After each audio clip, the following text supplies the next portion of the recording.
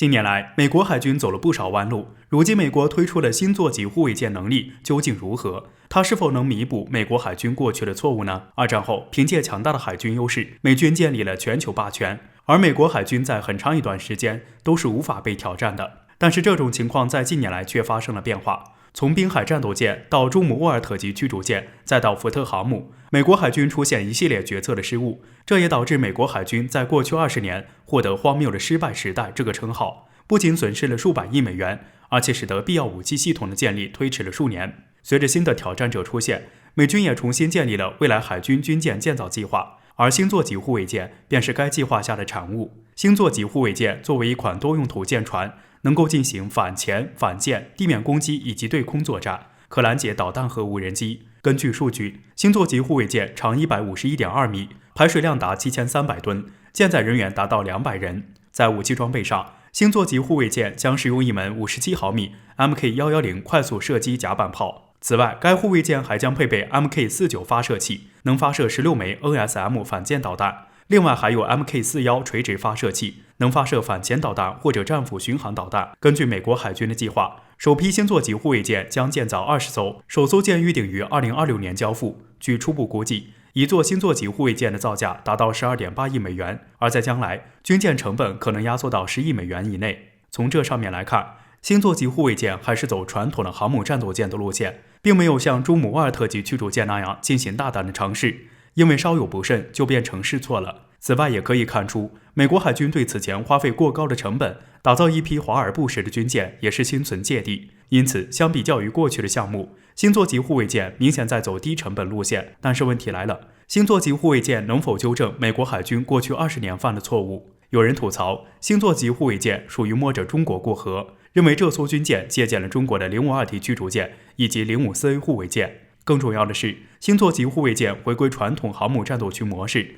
这也是中国海军正在努力打造的模式。而实在的说，星座级护卫舰更像是在设计领域对美国过去的一次纠错，更多的是让其回归原点。虽然能让美国海军的军舰制造回归正轨，但是一些问题依旧解决不了。美国海军的衰落不仅仅是战略上的失误，还有就是美国造船工业的衰落。如今美国要建造一艘军舰，往往要花费很长时间，过去的订单积压也成为造船厂效率始终上不去的原因。与之形成鲜明对比的就是中国的造船业，星座级护卫舰始终只能治标不治本。近期，俄罗斯国内局势出现明显恶化，西方国家对俄的渗透力度也在上周的示威游行中凸显。就在最近，有消息显示，俄罗斯国内这场混乱冲突仍会继续。综合俄罗斯媒体卫星通讯社、俄塔社在2月1日的消息来看，俄罗斯国内各地出现了大规模的示威集会，仅莫斯科一地就集聚了近4万名暴力示威者。而这种有组织、有预谋的暴力活动，严重破坏了俄罗斯的稳定。在上周末，也就是1月30至31日2天，俄罗斯官方大规模逮捕了接近5000人。按照俄媒的说法，俄前任总理梅德韦杰夫对外承担，民众可以向当局表达自己的不满，但表达方式不能通过违法来行为。而目前，围绕支持反对派阿列克谢·纳瓦利内的示威抗议正在逐步演变成暴力活动，完全是非法和危险的。对莫斯科当局、对示威者自身都是如此。实际上，俄罗斯此次大规模的动乱背后，其实是反对派完美复刻了西方在世界各地进行的渗透模式。作为反对派的阿列克谢·纳瓦利内，可以说完全就是西方国家扶持起来的一个典型代言人。最早是莫斯科的政府顾问，结果因为挪用公款、贪污等罪名被捕入狱，结果很快引起西方国家注意，并开始重点攻击俄罗斯人权问题。这也让这名罪犯摇身一变，成为了俄罗斯的反对派。然而，配合着西方媒体在俄罗斯国内互联网上散播谣言，编纂一些似是而非的言论，让俄罗斯很多不明事理的年轻人信以为真，凭借着自己爱国热情，努力支持这个被西方扶持起来的反对派。是不是觉得手段很熟悉？有观察人士表示，西方长久的渗透让俄罗斯表面看起来依旧非常强大，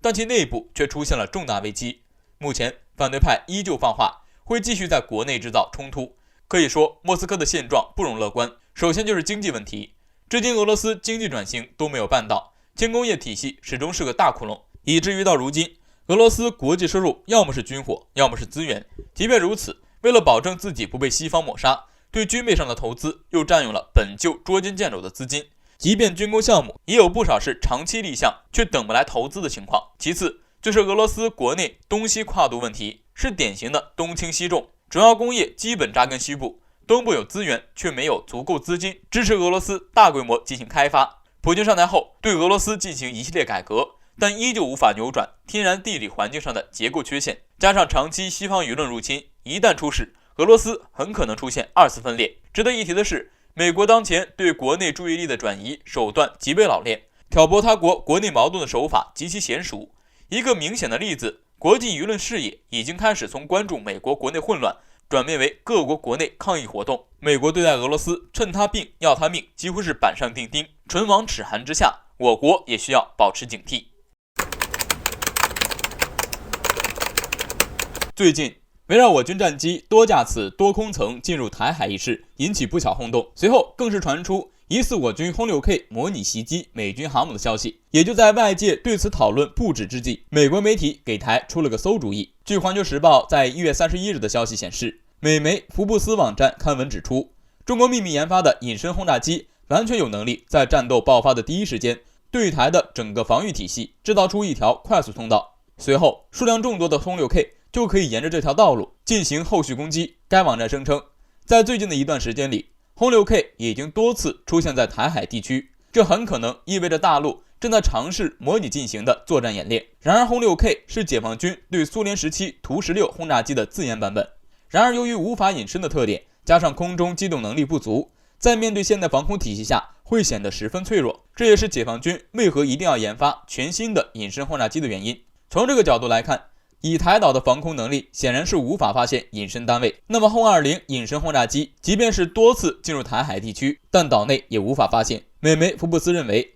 使用体积庞大的弹道导弹携带占比极小的战斗部件进行打击，成本是非常昂贵的，无论是否打中，发射出去的时候就已经意味着消耗，而如果使用轰炸机，那么成本会减少很多。一小队轰20所能够空射的导弹，只要准确度不出问题，甚至可以替代一个导弹旅的输出弹药量，而且前者在战术上也更加灵活。也不知道美媒是基于什么目的，拿着轰20说了一通可能出现的战术之后，就给台出了个馊主意，建议台岛坐着等死，不如主动出击，先下手袭击对岸的机场，破坏轰20的起飞场地，这样就解决威胁了。有观察人士就怀疑，美国人在过去的几个月时间里一直在怂恿印度对华动手，虽然后者确实在一定程度上闹了点事情，但是却远远不是美国人预期的结果。然而多番怂恿之下，印度始终是一副雷声大雨点小的样子，为此只能将可以挑起地区战火的重心放到了台岛身上，而且可能是立功心切，